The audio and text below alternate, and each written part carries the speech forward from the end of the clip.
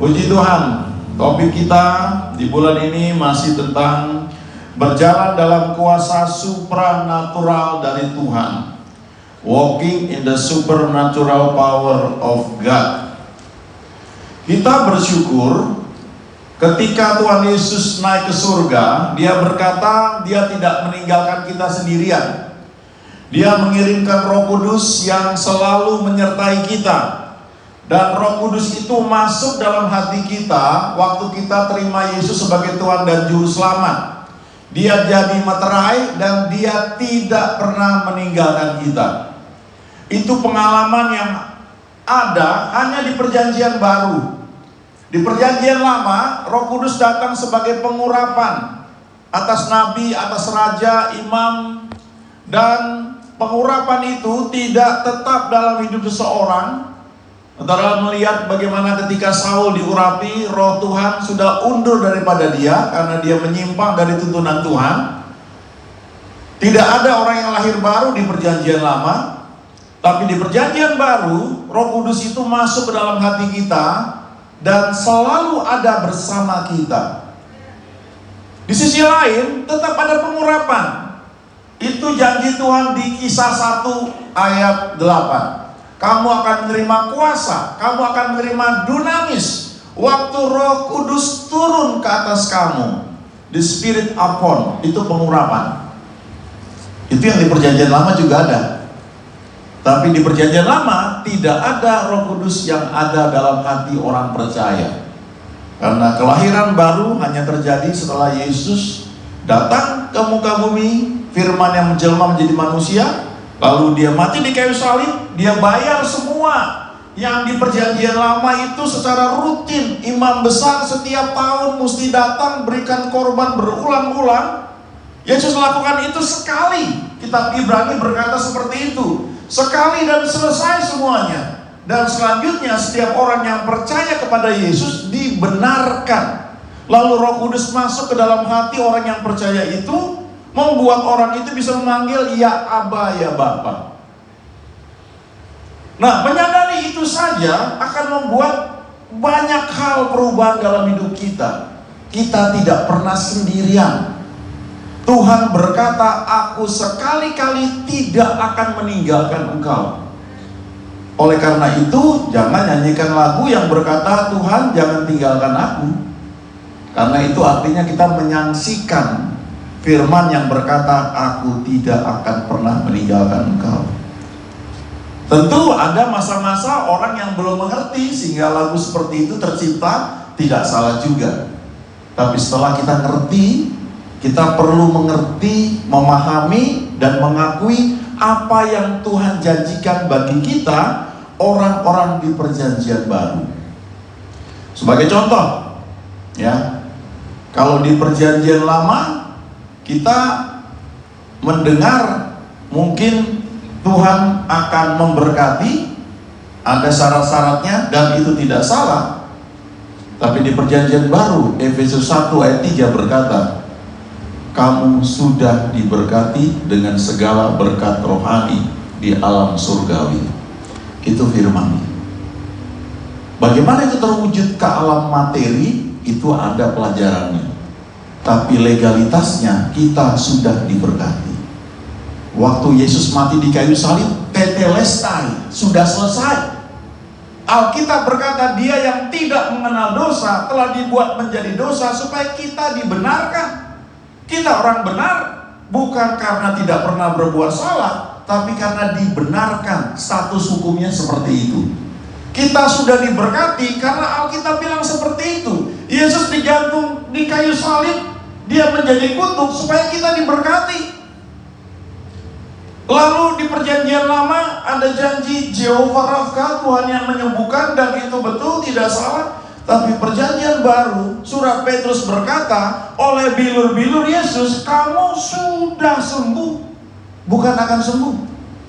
Legalitasnya mengatakan, kamu sudah dibayar lunas, kamu sudah dibenarkan, kamu sudah diberkati, kamu sudah disembuhkan.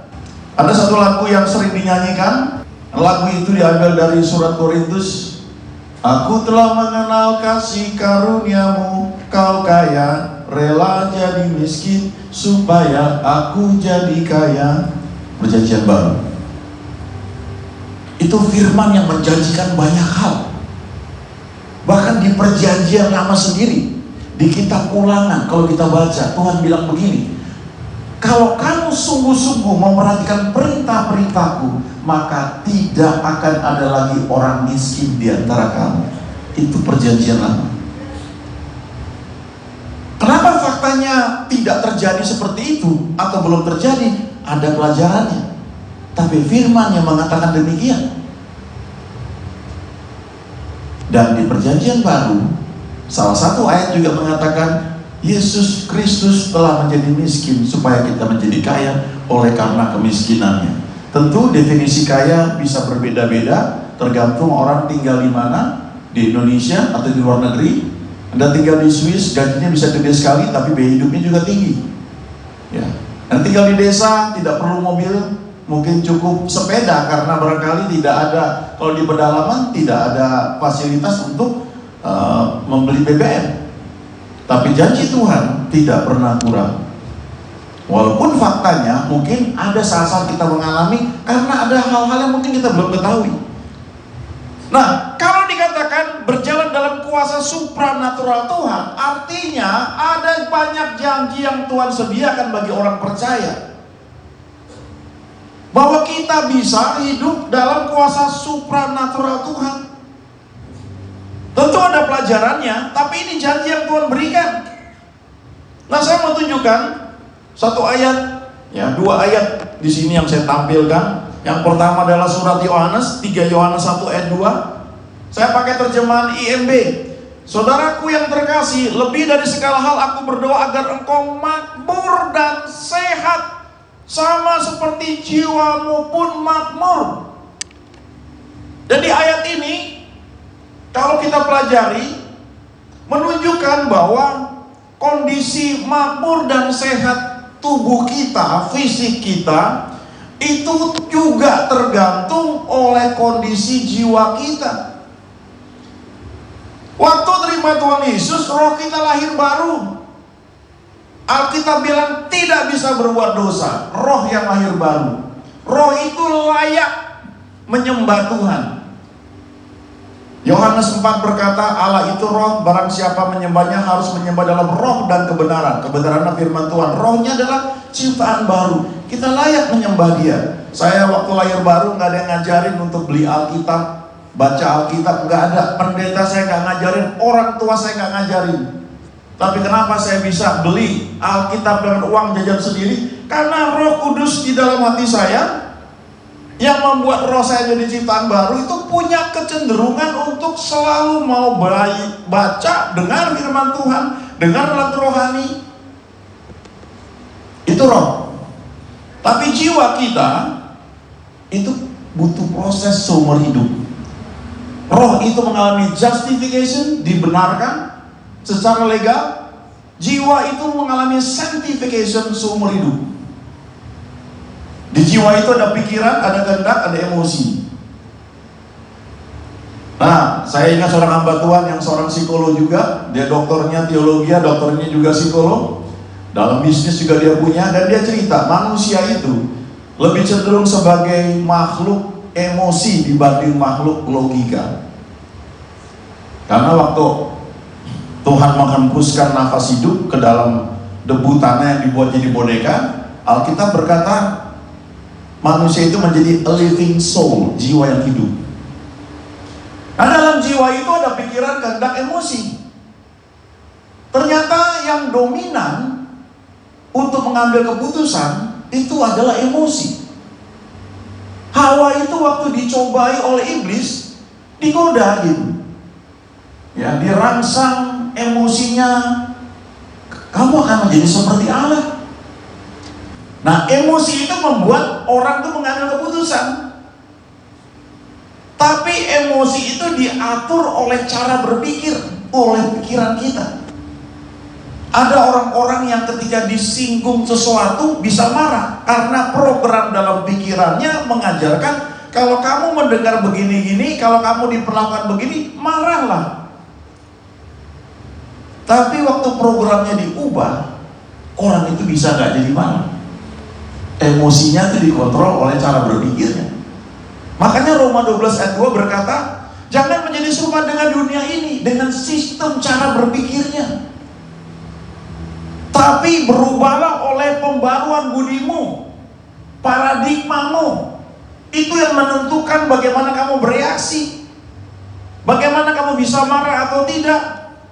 Itu sistem pikiranmu yang diubah, sehingga emosimu berubah, dan akhirnya kamu bisa memilih yang tepat. Dan di ayat ini ditegaskan, kalau paradigma kita berubah, kita bisa melihat kehendak Allah itu tidak sekedar baik, tapi di antara yang baik ada yang berkenan, dan kemudian ada yang sempurna. Makanya kita perlu baca firman Tuhan, merenungkan firman Tuhan, supaya cara berpikir kita ini selaras dengan Alkitab, firman Tuhan. Paulus bilang kami memiliki pikiran Kristus. Surat Kolose berkata, pikirkan perkara-perkara yang di atas. Cara berpikir kita harus seperti yang dari surga. Nah, kita perlu lihat bahwa manusia di muka bumi ini, ya, roh itu sarana untuk kita berhubungan dengan Tuhan. Jiwa itu tidak terlihat, tapi kita bisa merasakan kepribadian seseorang lewat pergaulan. Itu kita interaksi satu orang dengan orang lain. Tapi untuk di muka bumi ini, kita bisa makan, minum, kita bisa bereaksi, kita perlu indera. Ada 5, ya, panca indera. Ada telinga untuk mendengar, ada lidah untuk mengecap, ada kulit indera peraba, ada hidung untuk penciuman, dan mata untuk melihat. Saya lihat di sini ada orang, banyak orang, jadi saya tahu ada orang karena mata saya melihat. Tapi kalau lampu ini mati, gelap misalnya, saya nggak lihat, saya nggak tahu ada orang apa enggak. Tapi saya mendengar suara orang berkata-kata, saya tahu ada orang, walaupun mata saya nggak lihat. Di sisi lain, mungkin saya lihat air putih, saya lihat putih, saya cium nggak ada baunya, saya nggak dengar sesuatu di air putih itu, tapi waktu saya minum manis, saya tahu ada gula di dalamnya. Dari mana saya tahu ada gula di dalam air putih? Karena lidah saya mengecap manis, mata saya nggak lihat. Jadi indera untuk mengecap ini bisa membedakan ada gula apa enggak. Di sini saya tidak melihat ada angin bergerak, saya tidak mengecap, merasakan, mencium, tapi saya merasakan ada yang menyentuh kulit saya merasakan sejuk. Di situ saya tahu ada AC, AC-nya nyala. Jadi masing-masing indera ini dipakai untuk bisa memberitahu bahwa ada sesuatu, ada gula di dalam air yang putih.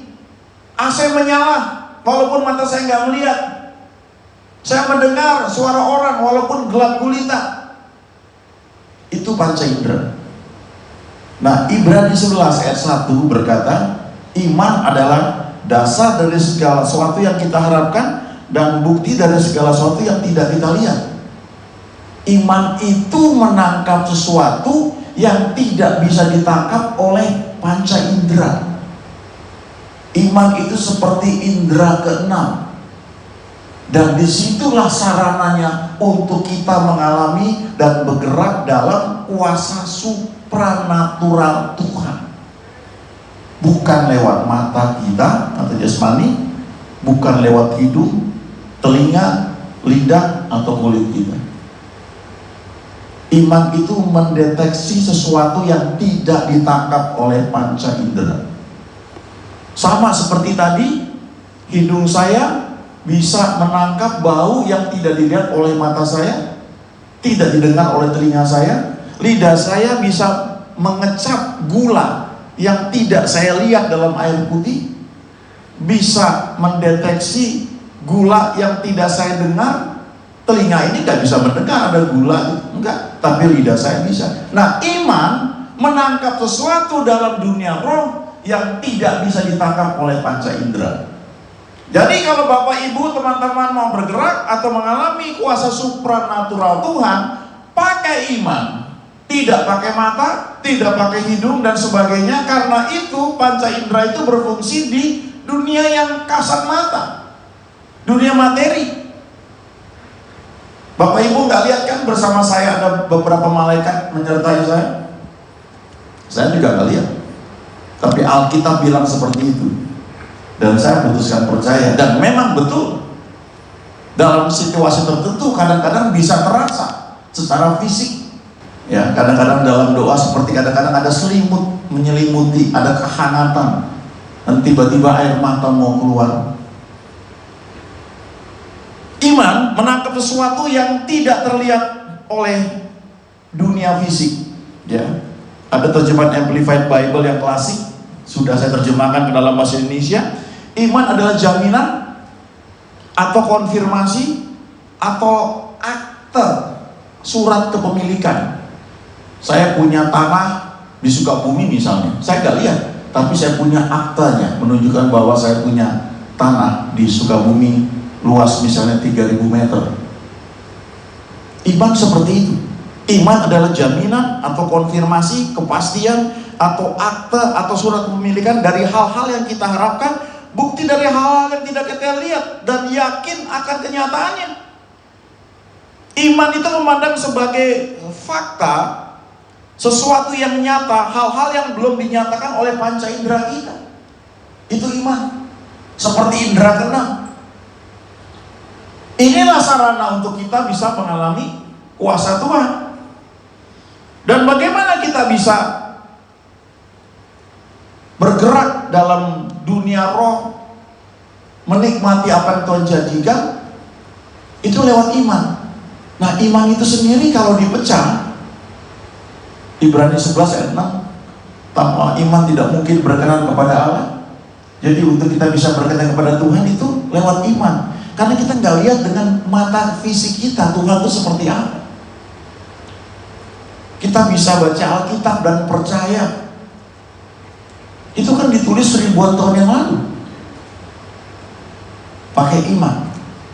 Kita percaya apa yang Tuhan katakan. Kita putuskan percaya, lalu kita ucapkan, kita akui. Karena arti kata confession, pengakuan, itu adalah setuju dengan apa yang kita percaya itu. Kita ucapkan, kita akui. Ya, di gereja Anda yang di akhir kebaktian mengucapkan Mazmur 91, itu keputusan untuk percaya apa yang Tuhan katakan, janji yang Tuhan berikan di Mazmur 91.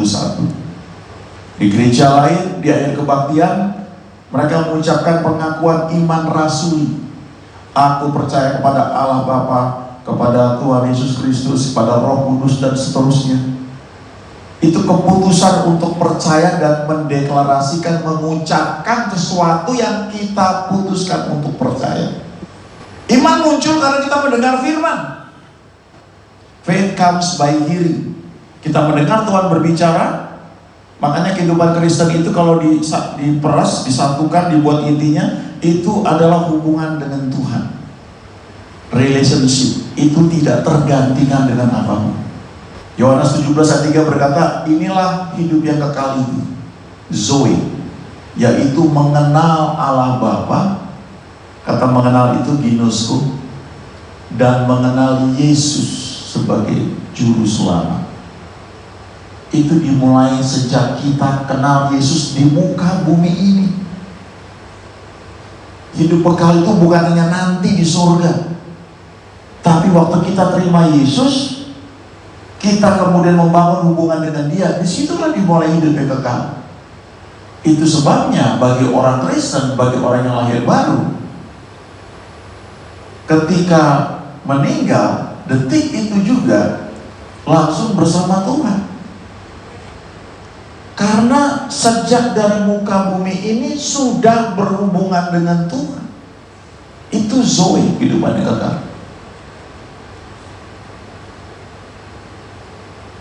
Jadi waktu kita dengar firman, kita putuskan untuk percaya, lalu kita akui, kita ucapkan, lalu kita bertindak seperti yang memang Tuhan sampaikan. Ya, contoh misalnya begini, ya. Waktu Tuhan ketemu orang yang lumpuh 38 tahun terbaring sakit, dan Yesus tahu bahwa itu orang sudah lama sakit, dan dia tanya, maukah kamu sembuh?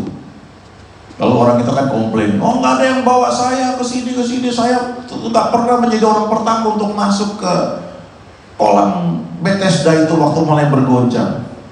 Lalu Tuhan bilang, bangunlah, angkat tilammu dan berjalanlah. Waktu dia dengar itu, keputusannya mau percaya apa enggak?